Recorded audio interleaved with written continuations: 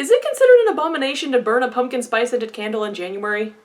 Because if it is, I don't care, because it smells freaking amazing. I know what you guys are thinking. It has been forever since I have uploaded. Believe me, it's not because I didn't want to, it's because technology hates me. So when I started becoming more frequent on my channel with uploading videos, I was using my laptop to edit them, and then I would upload them straight from my laptop. But guess what decided to happen? My laptop decided to stop working. Yeah, so I've not been having very good luck trying to do videos. I was even trying to record one the other day until this stupid camera that I'm using right now decided to die. I don't mean die like, you know, my stupid laptop did, but it just decided to run out of battery when it said it had over an hour's worth of battery left, and I was only about half an hour in. Thanks, camera. And I figured since I haven't uploaded in like a month, I might as well give you guys like a little life update for what I've been up to lately, you know, just in case you actually really care what I've been up to in my life recently. So first thing is I finished my final exams for the semester, and then I proceeded to go home for winter break, which mostly consisted of 3 things. One was sleeping, second was cuddling my dog, and the third was falling into the dark pit that is the Yuri on Ice fandom.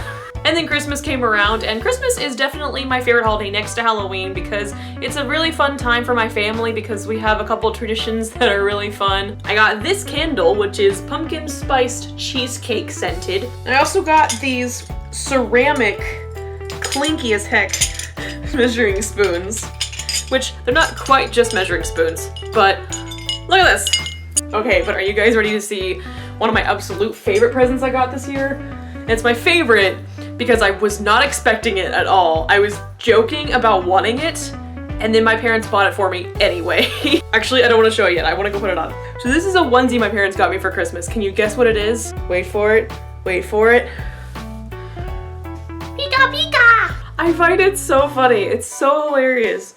I am looking forward to wearing this in the future. And now the last major thing that happened to me over break that I really want to talk to you guys about is I actually just about a week ago got back from New York City. It was phenomenal. I had an amazing time the whole time I was there. I just was loving the city every second of the trip. Something I absolutely love about New York City is no matter how many times you go, no matter how long you're there, or whether you move there and live there for a period of time, you never get used to it. It's always a new experience because there's so much going on in the city. And there were 3 things on this trip that happened that made it completely different than any trip I've ever taken. The first thing is something that actually sounds very unbelievable, and I don't think a lot of people are gonna believe me when I say this, but I got to go work backstage at Lincoln Center for a day. It was an amazing experience. The performance hall was beautiful. The performance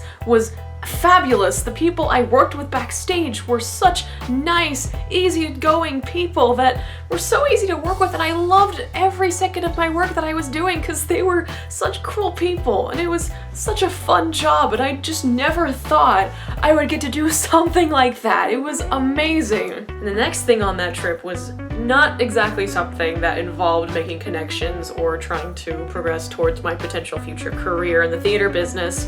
It was more of just an experience I happened to have. And this happened in the same day as the show. One of the stagehands, after we were done with the performance and our producer had told us, you guys are good to go, we're all done here, she asks me, hey, you wanna go walk through Central Park with me? And I said, sure. And when we got outside, it was snowing. And it wasn't that kind of snow that comes down really fast and pelts at your face. No, it was like the snow that you see like in movies, or you only see once, maybe once a year, depending on where you live. And when we got to Central Park, everything was white. Everything was covered in snow already.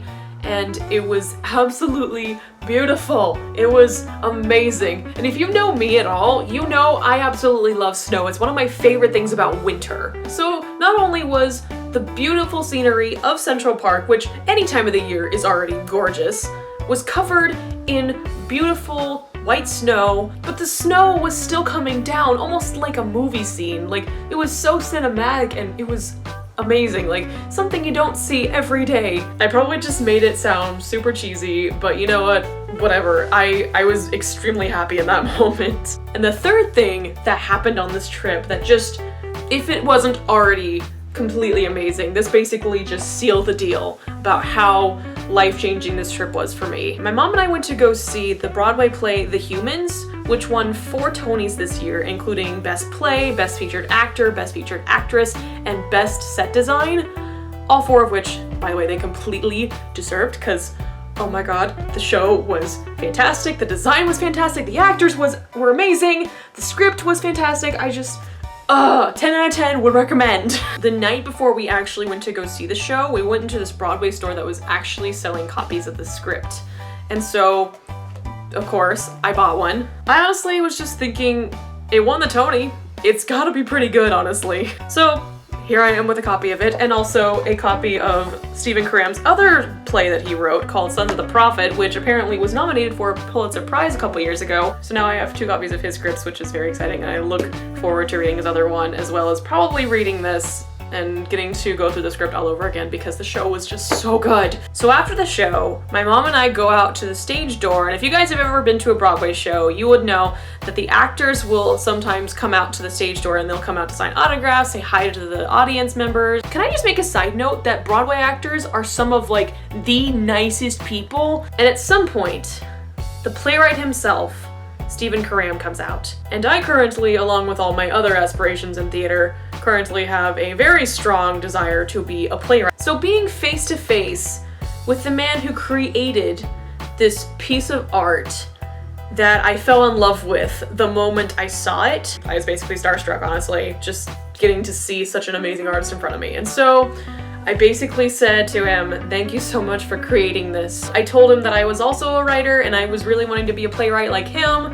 And he looks me in the eye and he says to me, well, keep writing. I look forward to seeing some of your work someday. And I just want to say this, over the last couple of years, I haven't had very much luck writing things that I'm proud of, writing things that have inspired me. As soon as my mom and I got back to our hotel that night, I got out my notebook and I started writing again. Since I've gotten back from New York, I've kind of been at a high point in my life, so I've been doing pretty great, honestly. I think there is a place out there for me. There's something out there for me, and I'm excited to find out what it is. As soon as I get my degree, which will, still be a while. And that is all the emotional cheesiness that we have time for today.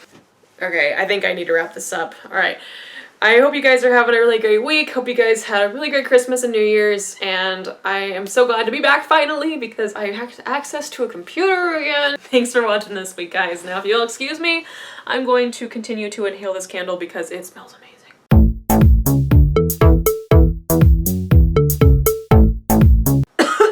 Note to self, don't get a candle really close to your nose. Did that actually burn off some of my nose hair? Oh my god.